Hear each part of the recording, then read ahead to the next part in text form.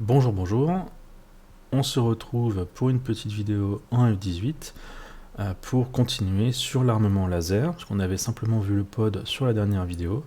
Cette fois-ci, on va voir comment utiliser le laser du pod pour guider une bombe, en l'occurrence ici les GBU-12, qui ont l'avantage de pouvoir être prises par deux au niveau de chaque emport, donc on peut utiliser 8 bombes GBU-12, même principe que la 38. C'est assez similaire puisqu'en fait la GBU-12 c'est le pendant laser de la 38 qui sont toutes les deux en fait des MK82, soit avec un système de guidage la GPS pour la 38 ou laser pour la GBU-12. Donc on va se retrouver en vol et on va voir comment utiliser cet armement laser avec un ATF Lire. Alors on se retrouve dans notre avion et on va donc voir comment utiliser la GBU-12 pardon, avec l'armement laser, donc avec le pod. Donc pour commencer, comme d'habitude, les touches qu'on va utiliser. Il y en a certaines qui ont déjà été mappées normalement, entre autres le système pour guider le pod, donc le commande de désignation de cible, l'axe horizontal et vertical, donc c'est ce qu'on appelle la LIDAD. On aura potentiellement besoin également au niveau, toujours pour la LIDAD, du TDCD Press, donc l'appui lock ici, qui permettra par exemple de créer un point d'intérêt au niveau du casque. On va avoir besoin du sensor control switch, alors notamment du droit et avant. Le droit qui va nous permettre de contrôler notre pod, et en avant pour utiliser le casque. On aura évidemment besoin du bouton de tir pour larguer nos bombes.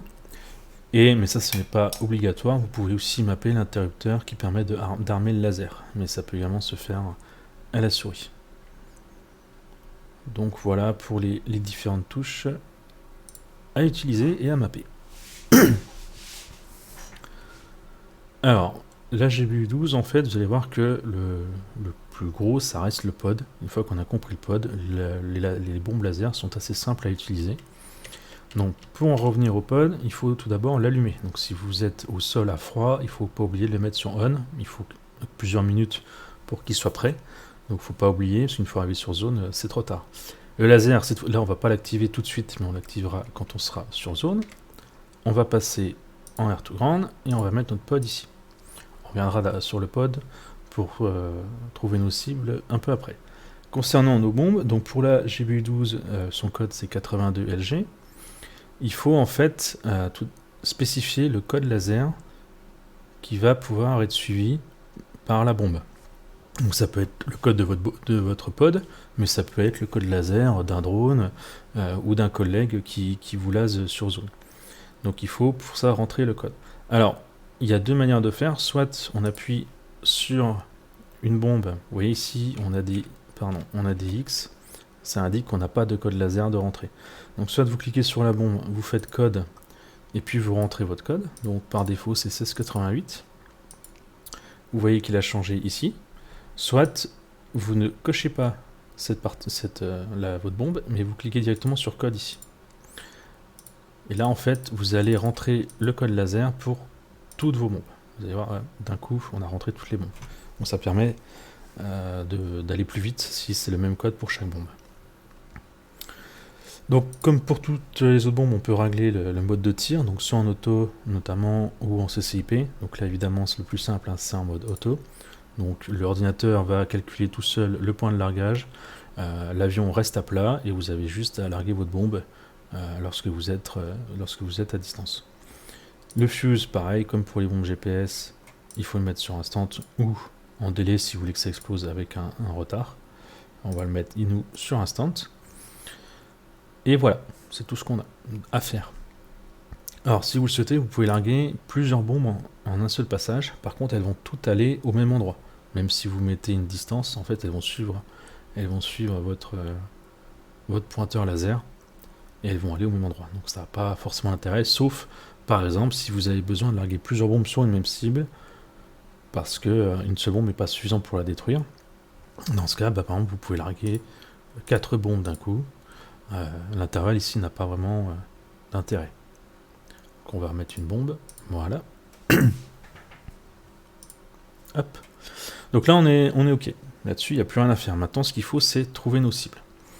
Alors, il y a plusieurs manières de trouver les cibles. Donc déjà, on va mettre notre pod comme étant ici, vous voyez, en SOI, donc le sensor control switch droit qui nous permet de contrôler le pod.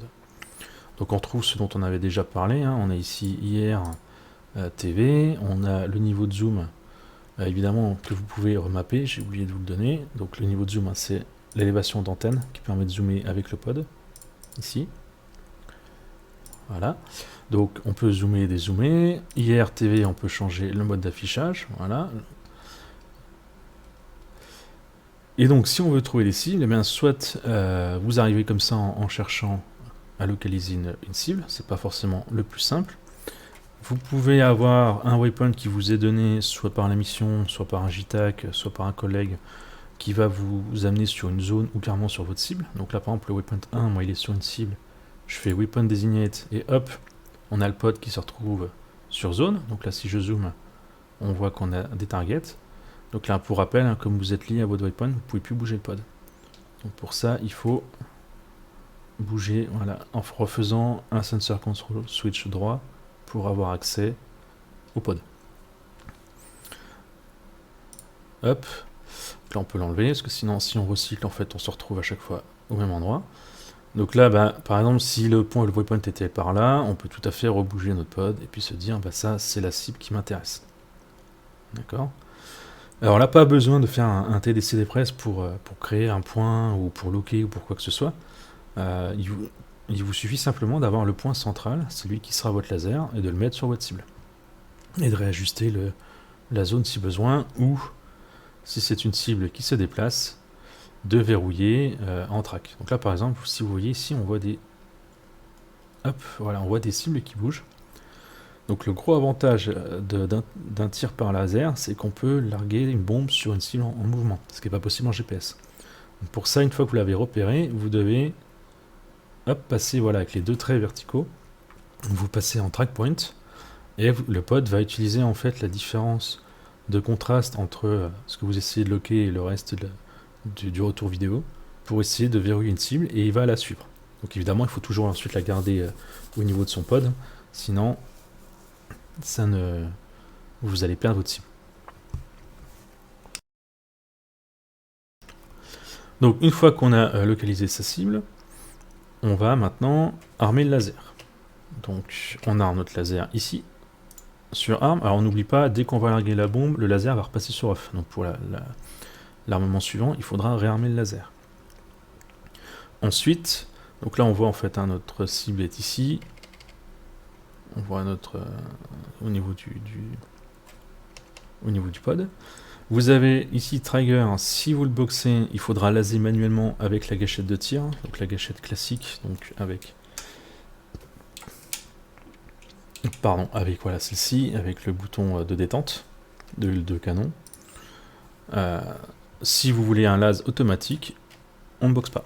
Donc là, le laser va tout seul faire son travail. La bombe en fait va d'abord tomber de manière balistique, et ensuite, à 10 secondes à peu près avant impact, le laser va se mettre en route pour guider sur la cible. Donc c'est pour ça qu'il faut garder en tête que la bombe a beau être guidée laser, elle n'est pas propulsée. Autrement dit, si vous la larguez beaucoup trop à gauche, beaucoup trop à droite, trop vite, trop court ou trop près, le laser va pas faire de miracle et vous taperez à côté. Ça c'est le point à retenir. C'est vraiment un guidage terminal, c'est pas une propulsion du début à la fin avec guidage laser. Donc on va enlever la pause, et puis on va suivre. Vous voyez que j'ai, comme toujours en fait, on a d'une part notre distance à la cible ici, donc 18 nautiques. On a un trait vertical complet qui nous indique en fait, qui nous permet de nous orienter. Donc il faut mettre notre vecteur vitesse ici, mais il faut s'aligner avec ce trait. Il faut rester à plat. Voilà, comme ça on est à plat. On a ici le temps avant release, donc pour l'instant il n'est pas calculé parce qu'on est trop loin, donc on va de toute façon se rapprocher. On a ici l'alarme qui nous indique que notre laser est bien armé, donc ça c'est parfait. Hop.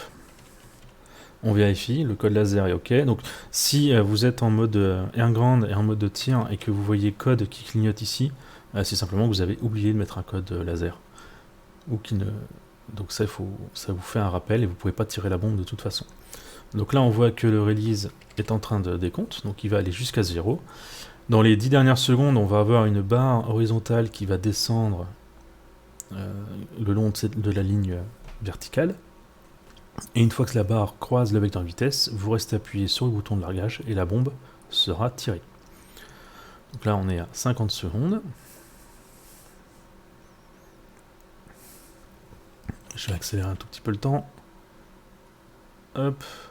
Donc pendant ce temps, vous vérifiez quand même que vos cibles sont toujours en traqué. Donc là, c'est parfait. Il n'y a aucun problème.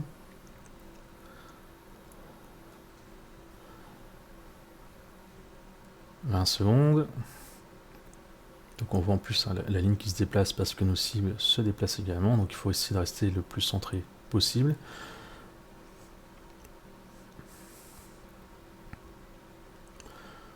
Donc voilà, 5 secondes, on a cette barre qui descend. 1 seconde, on reste appuyé. Hop, ça clignote, la bombe a été larguée. D'ailleurs, on le sent. L'avion est en train de tomber sur un côté.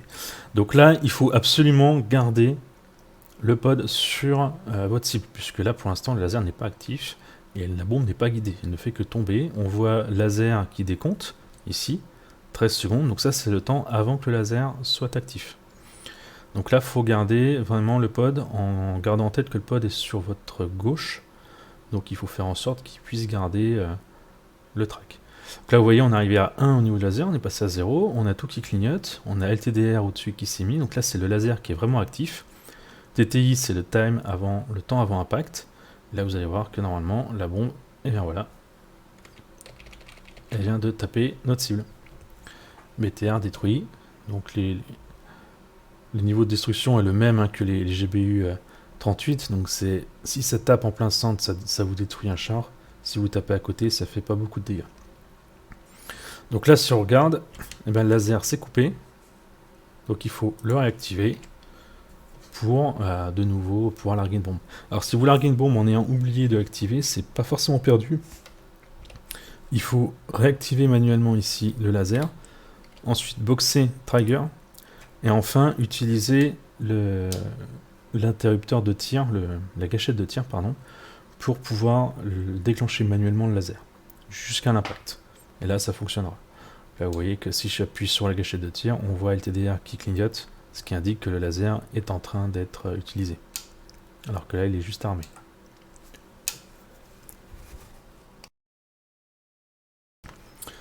Donc voilà, vous voyez, c'est vraiment assez simple.